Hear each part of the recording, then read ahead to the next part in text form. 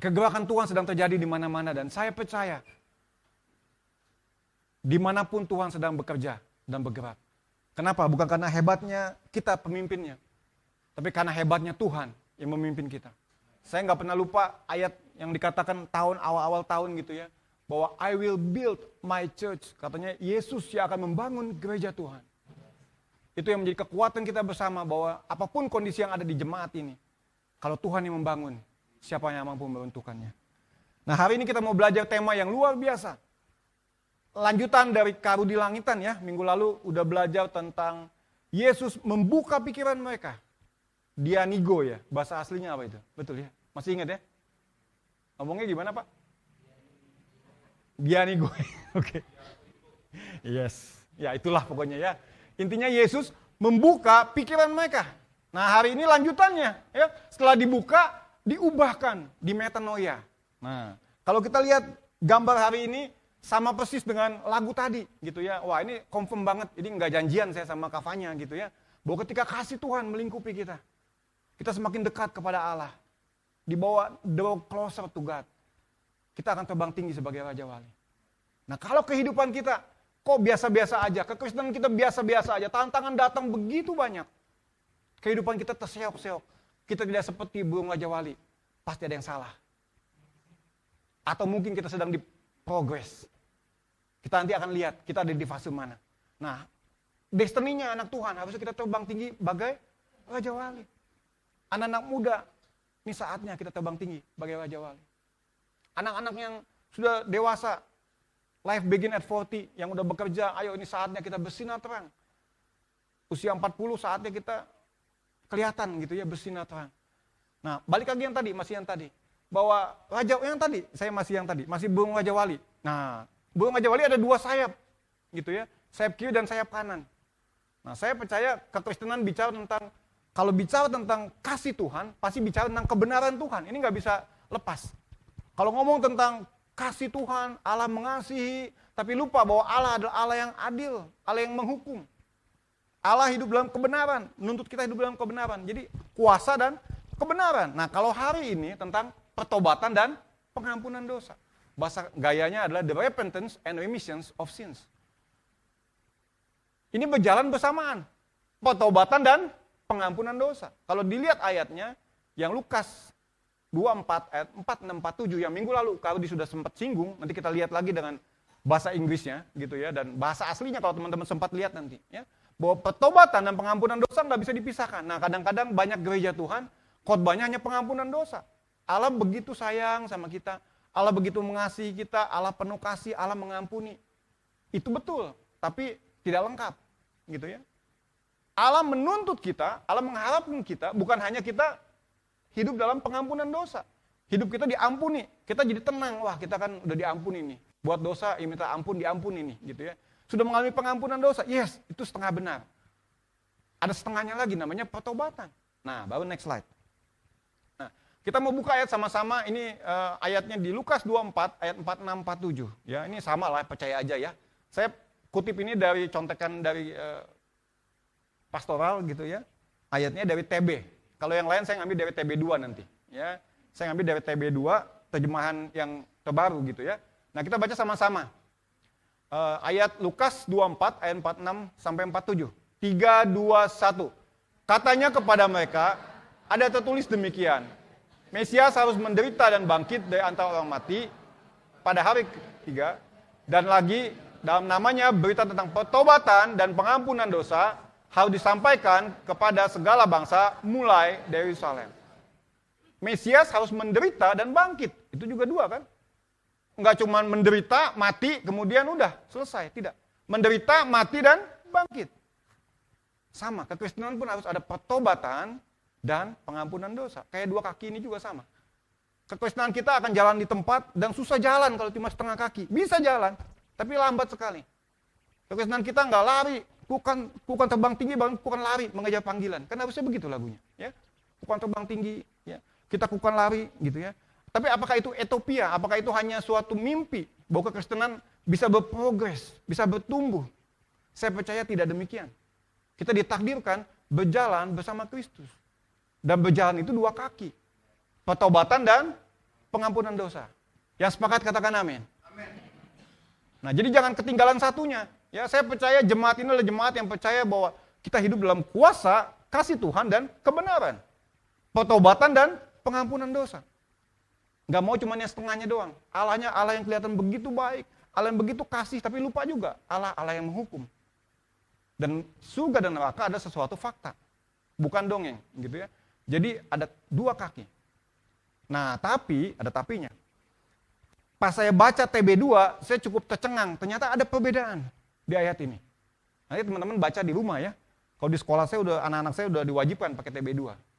Karena ada beberapa kata lebih mendekati aslinya dan lebih dengan bahasa yang dimengerti saat ini. Nah, saya nggak pernah bosan ngomong begitu ya. Jadi download aja TB2 atau beli ya TB2. Next slide. Nah, ini ambil dari TB2 ya. Lukas ayat yang sama dari TB2. Kita sama-sama baca yang cowok aja sekarang. Yang cowok yang merasa ganteng dan percaya ganteng. Termasuk saya artinya ya. 3, 2, 1. Katanya kepada mereka, ada tertulis demikian. Mesias harus menderita dan bangkit dari antara orang mati pada hari yang ketiga. Dan lagi, dalam namanya berita tentang pertobatan untuk pengampunan dosa harus disampaikan kepada segala bangsa. Mulai dari Yerusalem. Ini nggak menggunakan kata dan. Menggunakan kata untuk. Beda loh artinya. Dan untuk beda ya artinya ya. Tadi pagi saya iseng tanya si AI, tanya si Google Gemini ya, tanya beda-beda katanya ya.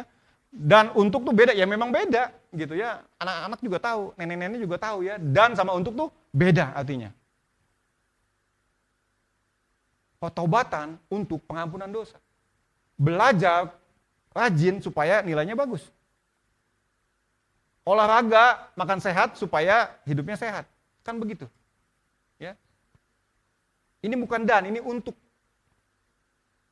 Tapi apakah pertobatan artinya karena kekuatan kita diampuni dosanya? Tidak. Pertobatan pun adalah karena anugerah Tuhan. Kesimpulan tetap inisiatif awal adalah dari Tuhan. Kita nggak mungkin bisa bertobat kalau tidak ada kekuatan Tuhan. Nah, kita lihat NIV-nya. Ya. Kita buka NIV-nya. Teman-teman nanti mau buka, silakan ayat-ayat yang lain, silakan. Dari NIV ya, saya bacakan. Lukas 24 ayat 46 47. He told them, this is what is written. The Messiah will suffer and rise from the dead on the third day. And repentance for the forgiveness. Repentance for the forgiveness. Repentance for the forgiveness. Pertobatan untuk pengampunan dosamu. Artinya begitu pentingnya pertobatan. Bahkan tanpa ada pertobatan, tidak ada pengampunan.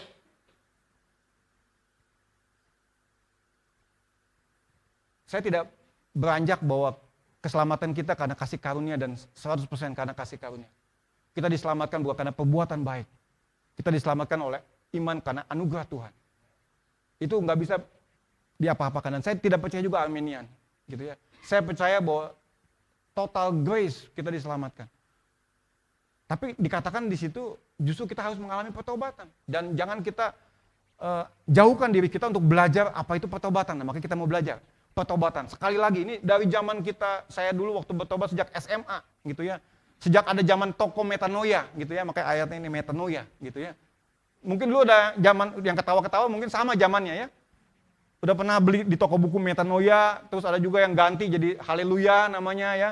Akhirnya tutup toko bukunya gitu ya. Akhirnya sekarang belinya online. Ya jarang kita beli onsite. Pasti beli, apalagi ada Tokopedia dan Shopee ya. Jadi versi Gramedia 200.000, versi Shopee 70.000. Ya dibelilah versi Shopee kan gitu ya.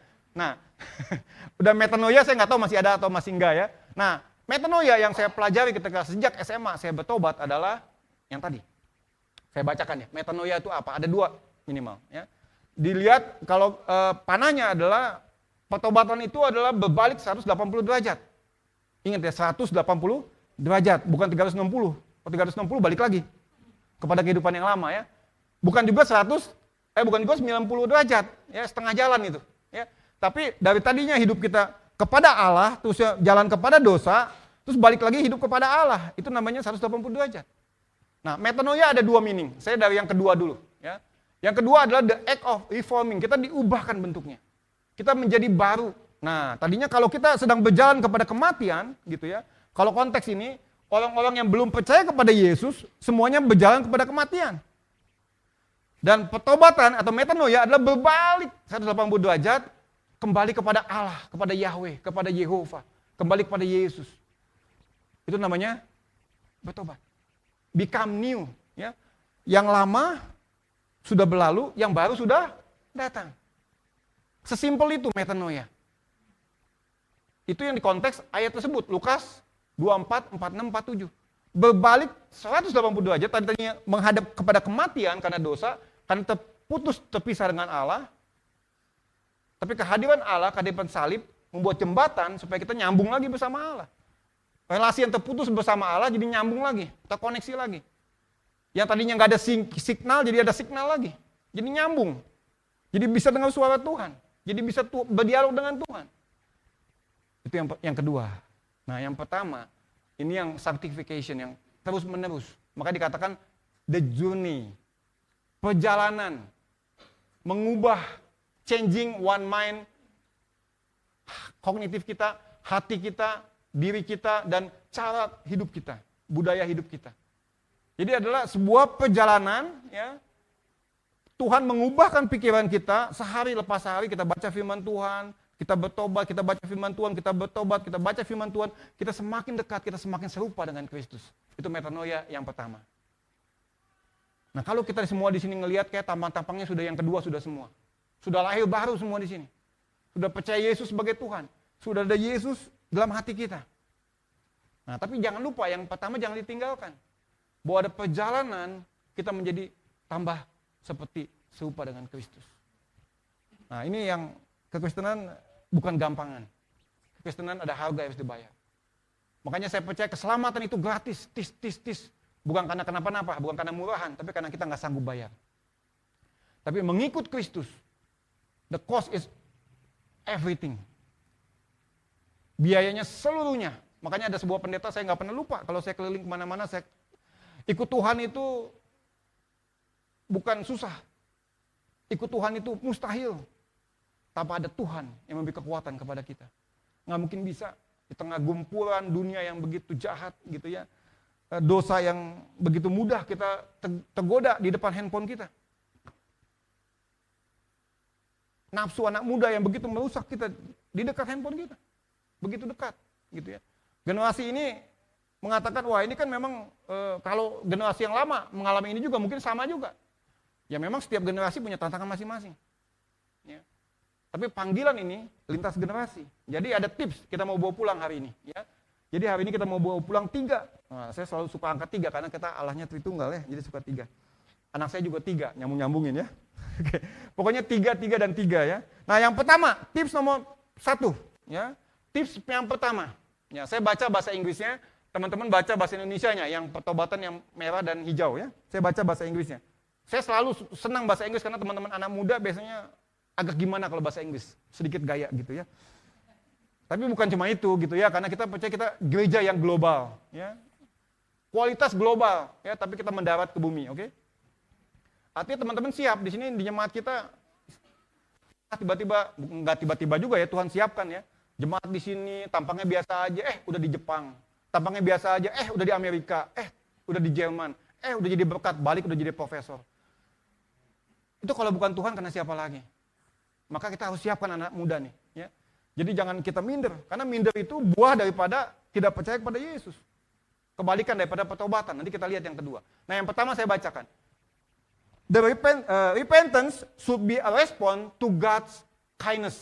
Saya baca ya. The repentance should be a response to God's kingdom. Indonesianya 3, 2, 1.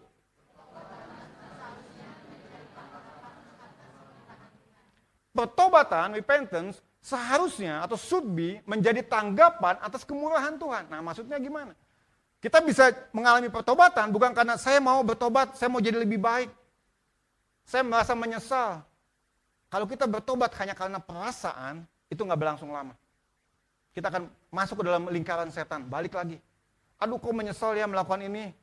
Aduh kok menyesal ya tiba-tiba ngelihat handphone ada yang cantik, tiba-tiba yang cantiknya nggak pakai baju, tiba-tiba nyambung. Masa bersalah, bertobat, lewat lagi. Akhirnya muter-muter aja ke situ. Nggak beranjak kemana-mana. Nah kenapa? Karena pertobatan itu bukan karena inisiatif kita. Bukan karena kehebatan kita. Bukan karena kita mau merasa menyesal, kemudian jadi kita mengalami pertobatan. Pertobatan karena semata-mata karena kemurahan Allah. Karena kasih Allah yang lebih dulu buat kita. Kita tidak mungkin bisa membawa damai kalau kita tidak mengalami damai. Kita tidak bisa memberi dengan murah hati kalau kita tidak mengalami kemurahan hati Allah. Kita sulit mengampuni orang lain karena kita tidak mengalami kasih dan pengampunan Allah terlebih dahulu. Itu prinsip. Kenapa kita jadi pelit orangnya? Karena kita mungkin merasa kita sedikit diberi sama Tuhan.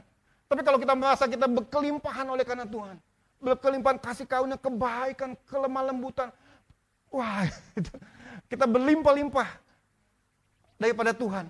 Kita begitu mudahnya untuk kita memberi perhatian, begitu mudahnya kata-kata kita penuh dengan membangun, tidak emosional, gitu ya. Ayatnya kita belum baca, yang tadi ya. Ayatnya kita baca dari Roma 2 ayat 4. Saya ambil dari PBTB 2. Nah kalau kekecilan mohon maaf ya. Nanti saya kasih slide-nya seperti biasa ya. Saya baca yang depan, yang kebaca silakan baca sama-sama ya, yang kebaca aja. 3, 2, 1. Apakah engkau menganggap sepi kekayaan kemurahannya, kesabarannya, dan kelapangan hatinya? Tidak tahukah engkau bahwa maksud kemurahan Allah ialah menuntut engkau kepada pertobatan Allah. Grace of God leads to repentance. Favor of God leads to repentance. Kemurahan Tuhan yang membuat kita bisa bertobat. Jadi gak senang sama dosa. Kenapa? Karena kita mengalami kemurahan Tuhan. Nah kalau kita sulit menjauhi dosa, mungkin kita tidak dekat dengan sumber daripada kasih Allah itu. Sumber kekuatan itu. Gambarnya begini. Ini buat anak muda ya. Anak muda senang pakai gambar. Nah ini gambar. Cuma bahasa Inggris ya. Enggak apa-apa lah ya. Hanya oleh karena God kindness kita bisa pertobatan. Yang hijau ini repentance, pertobatan. Kalau kita pernah give in to sin, kita pernah jatuh dalam dosa, tapi cuma hanya feeling bad, feeling guilty, hanya merasa salah, merasa aduh nggak enak, aduh ketahuan orang tua, aduh dan aduh gitu ya. Dan kemudian kita mau bertobat dan kita berusaha menjadi lebih baik, biasanya akan selalu loophole-nya ke situ lagi. Kita akan masuk ke jebakan setan. Karena hanya merasa tidak enak, hanya merasa menyesal, berjanji tidak akan lakukan lagi, tapi ternyata kok melakukan lagi. Tapi coba kalau kita cara yang beda yang kita lakukan. Karena si Einstein ngomong kan gitu ya.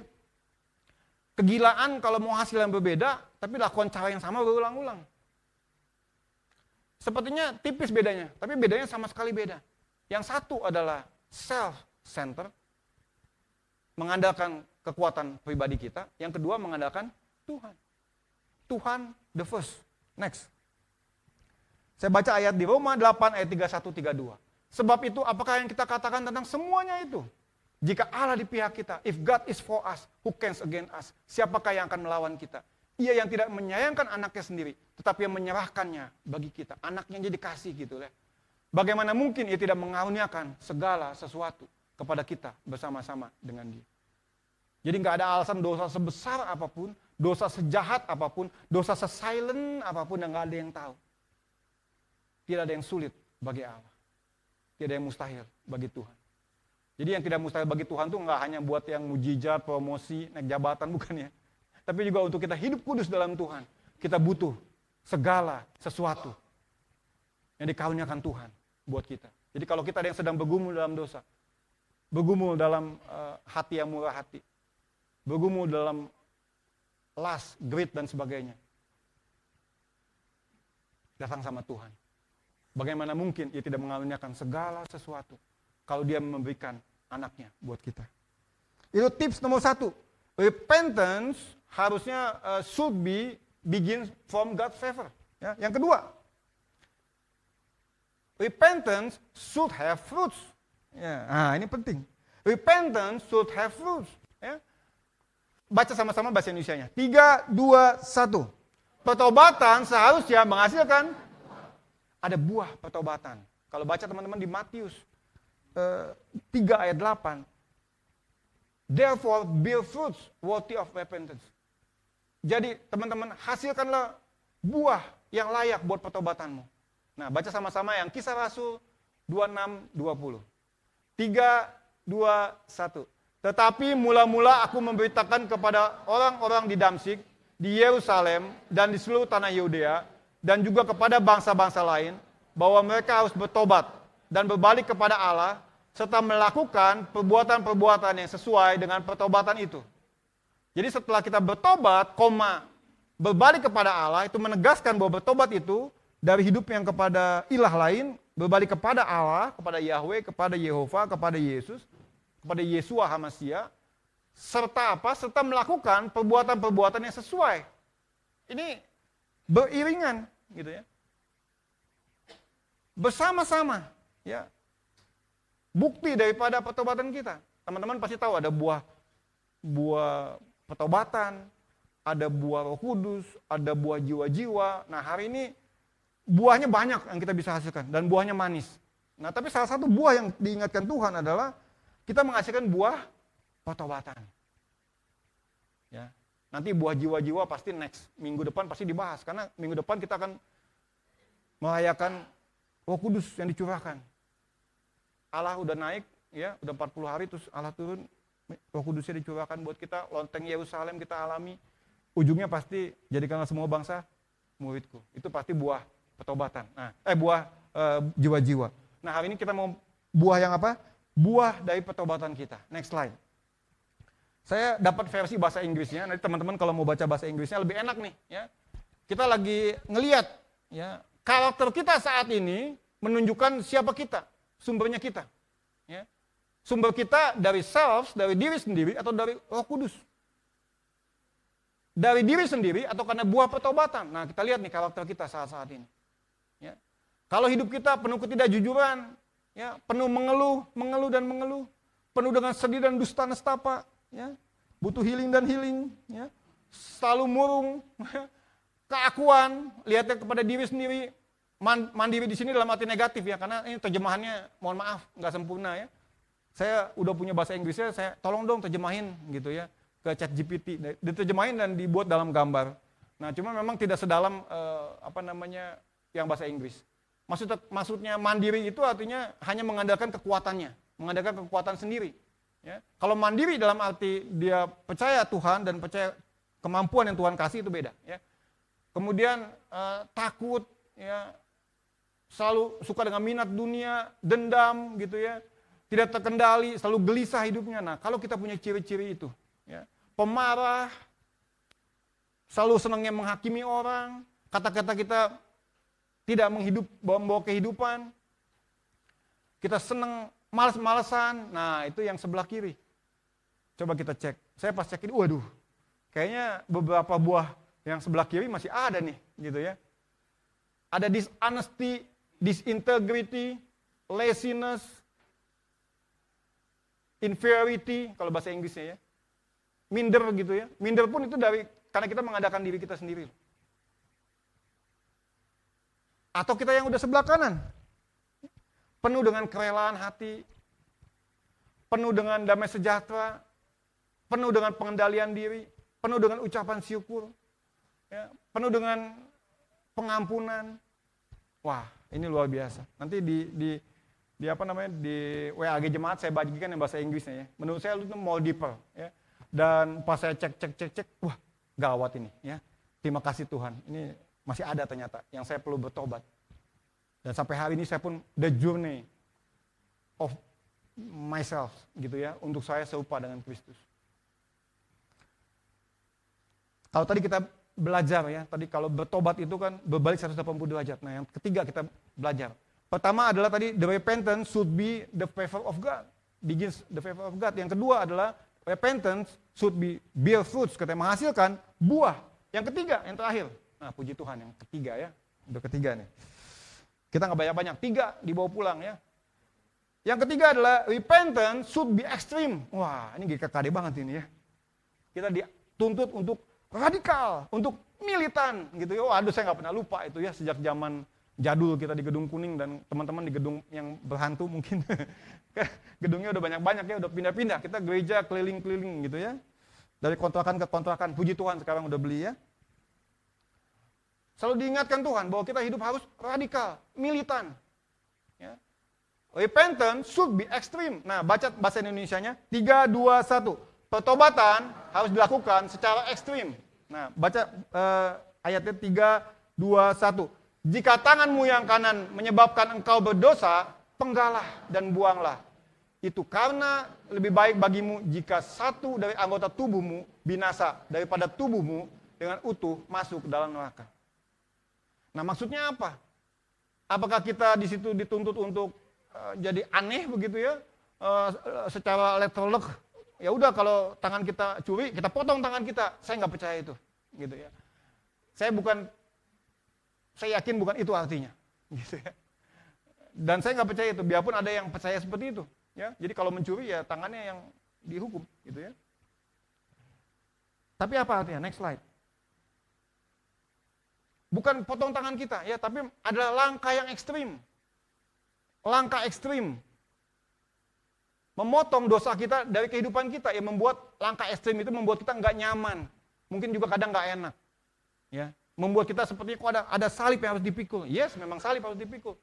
Tadinya kita hidup males-malesan, enak-enakan, pas ada ujian tinggal ngintip kanan kiri, kan enak sepertinya. Ya. Hidup dalam dosa awalnya deg-degan, lama-lama udah terbiasa, udah ahli gitu ya. Makanya di kampus kita nggak berani lagi karena dosen-dosennya pengalaman semua. Kalau ada yang nyontek kelihatan kan. Karena dosennya pun dulu mungkin begitu. Ya. Karena sekarang kan handphone udah Apple Watch, bisa ngelihat dari situ, udah canggih-canggih lah, gitu ya. Contekan zaman sekarang udah canggih-canggih. Apalagi kalau bisa connect sama internet, tahu semua jawabannya.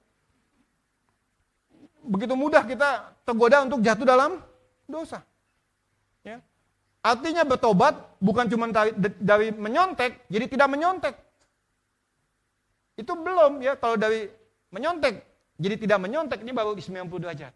Tapi kalau dari menyontek, jadi tidak menyontek dan jadi rajin belajar, itu baru namanya 180 derajat. Jadi kalau anak Tuhan, wah saya rajin ibadah gitu ya, terus kemudian dia malas-malasan nggak belajar, dia juga baru setengah jalan. Ya. Jangan bangga dia rajin komsel, tapi belajarnya malas-malasan, baru setengah jalan. Tapi dia harus jadi rajin belajar. Jadi IP 3,5, IP 37 itu biasa bagi anak Tuhan. Itu udah nasibnya gitu ya. Bukan cuma nasib dosen. Kalau dosen memang nasibnya dikutuknya gitu ya. IP 3,5 ke atas itu nasibnya dosen. Mau jadi bisnismen, mau jadi pengusaha, mau kerja sama orang, ujungnya ngajar gitu ya. Entah ngajar di gereja ya, kayak Bang Atas. Bang Atas itu IP-nya 4 loh ya. Teman-teman tahu nggak sih? Saya ngedengarnya, wah 4 gitu ya. Tapi Bang Atas biasa aja. Nasib, 4 itu nasib. Justru kalau nggak 4 bingung kita, kok nggak 4 gitu. Wah itu nilai-nilainya beda. Saya belajar, saya masih jauh dari situ ya.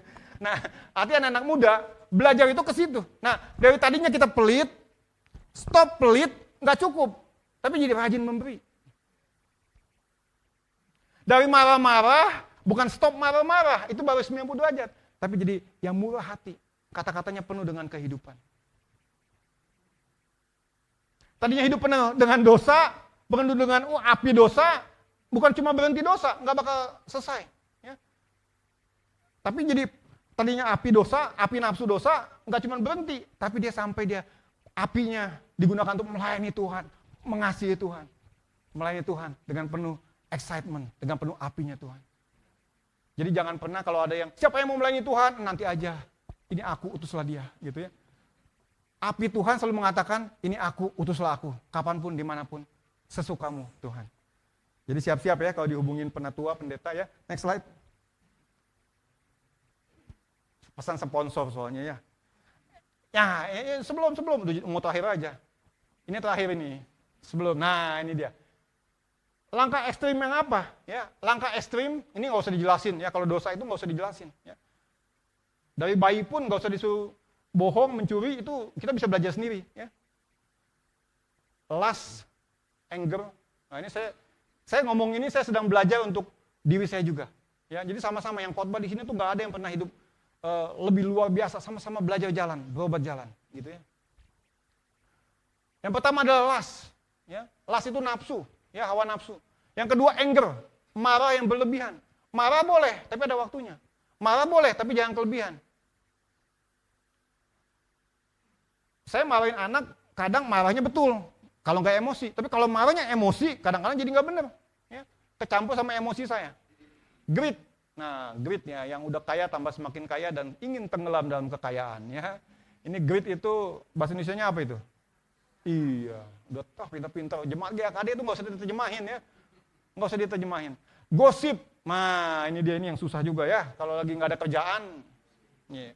Gosipnya sekarang gosip, self-gosip. Kalau dulu kan gosip mesti ngomong sama orang. Sekarang self-gosip. Ngikutin gosip online kan gitu ya. Ini tangan nggak bisa diam ini. Semua gosip dia tahu. Wah. Ya, bukan semua firman Tuhan dia tahu, tapi semua gosip dia tahu. Karena bingung gak ada yang dikerjain. Nah itu dia, gerejanya kurang aktivitas artinya. Oke. Yang terakhir adalah sexual immoralities. Ya. Jadi anak-anak Tuhan, woi anak muda.